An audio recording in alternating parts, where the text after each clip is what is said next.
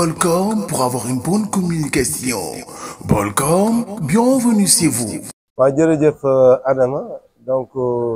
vraiment maa ngi remercier conseil municipal bi ak bureau municipal bi di remercier ñëpp donc li ñu xalaatoon mooy dañoo jàpp ni lépp lu ci nekk war nañ ko mën a di ko décider à la base di ko décider ci koñ yi moo tax koñ bu ci nekk ñu xalaat fa tabax fa benn maison communautaire bi nga xam ni sëriñu daara yi dañ fay daje ba en même temps aussi état civil secondaire xam ngeen ni kayitu xale yu juddu yi day am jafe-jafe ñu créé ko fa aussi créé fa aussi benn ay jeunesse créé fa bàjjanu gox yi ak ndeyu daara yi aussi ci sensibilisation ñoom ñu ne fa créé fa aussi en même temps benn président conseil de quartier ndax dañu bëgg léegi quartier bu ci nekk di décider ban budget ak ban investissement la dem moo nekk ay budget participatif kon moo tax il faut ñu am conseil de quartier yi na fa am bureau délégué de quartier yi léegi ñuy toog seen kër di décider xuloo di am ñoom délégué de quartier yi am fa si vous voulez ay bureau en même temps si mu am benn salle bu yaatu ba nga xam ni lépp lu fa waay bëgg a def bëgg ko faa def ko ci ka en disons lépp lu ñu war a am kenn ku waroo ko am te amuñu ko fu ñu ko war a ñu amee ko même société civile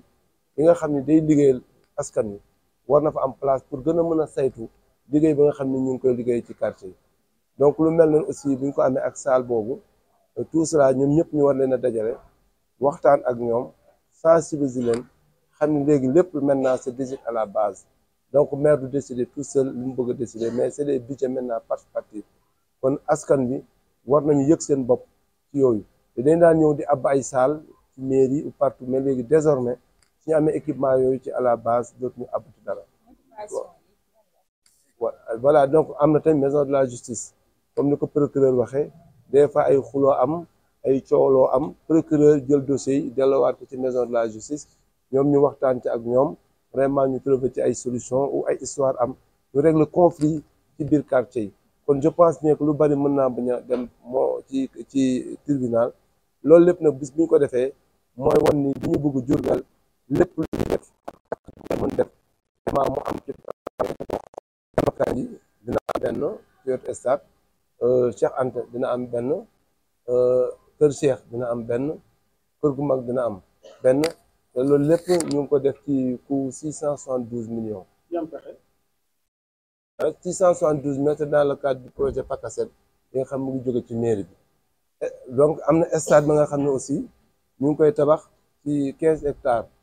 15 hectares la yaatu na donc amoon nañ ko kër Cheikh Anta Ndiodione boo seetloo Diourbel benn stade moo fi am presque 2 ans def ñu nawetaan te lan moo ko indi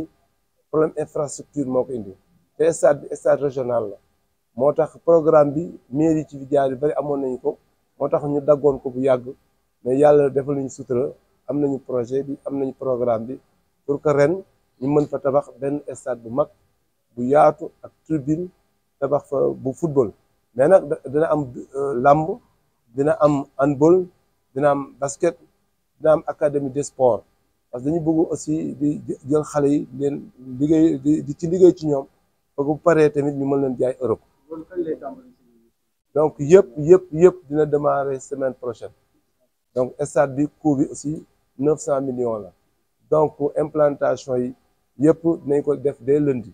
mais mun ñu ko woon démarrer te defuñu réunion bu mel ni invité population ñi ñëw ñu communiquer ak ñoom parce que nit loo koy mën defal ndax développement ci nit lay jóge mais ci nit lay jëm loo ko mën def war nga mën a communiquer sensibiliser ko ba buñ jógee ñu gis ñuy tabax projet yi duñu laaj li liñ fiy def lu mu doon moo taxoon tey ji entrepreneur yëpp waxtaan nañu ak ñoom jox nañ leen seen avant de démarrage ñoom pare nañu seen ordre de service nañ ko jot mais il fallait que ñu oote réunion bi pour impliquer population yi waxtaan ak ñoom xam lii ñu xalaat dëgg la mais ñoom lan lañ ci gis ak nan lañ ko xalaatee ak yan amélioration lañ ko war a def ak processus bépp balaa ñoo pare bu ko defee ñu mën ci ànd ak ñoom chaque jour donc délai d'exécution 8 mois la donc am nañu yaakaar d'ici mois d'août ou mois d'août et septembre su dara tënkul rek lépp war na mën a pare ñu mën ko jébbal seeni borom démarrer ci diggante bi nag nañ démarrer palais du congrès bi nga xam ne ñaar lay am ci Sénégal mooy théâtre de verdure nañ ko raser aussi mën ko tabaxaat tamit ba lépp la nga xam ni artistes yi homme de culture yi ñuy def livre tout le monde ñu mën ko approprier. Diourbel problème bu mu amoon rek mooy équipement boo xoolee ci 31 décembre bi xale yu bari kontaan nañu ñu naan yóbbu seen doom Dakar un peu partout jaali pétard feneen di dem mais ñu bari seen doom yóbbu ñu leen ren au contraire nit ñoo indi seen doom fii Diourbel parce que manège bi moo am équipement boobu moo tax Diourbel di fête yi mu changé kon suñu objectif mooy bu programme yi yëpp amee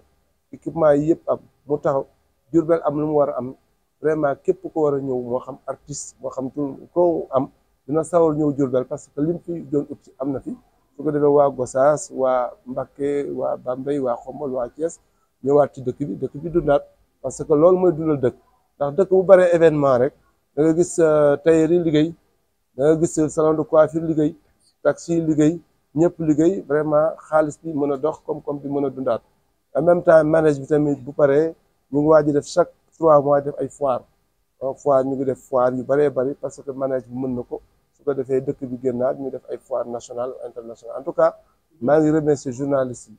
ci liggéey bi nga xam ne depuis fan yëpp maa ngi ko ànd ak yéen saa yi ñu la ooyee ngeen dagg seen yitte pour mën ko tasaare di ñaan yàlla egg ak jàmm et puis muy jariñu askan wi. monsieur le maire dañu gis ne liggéey yu mel ni yu am solo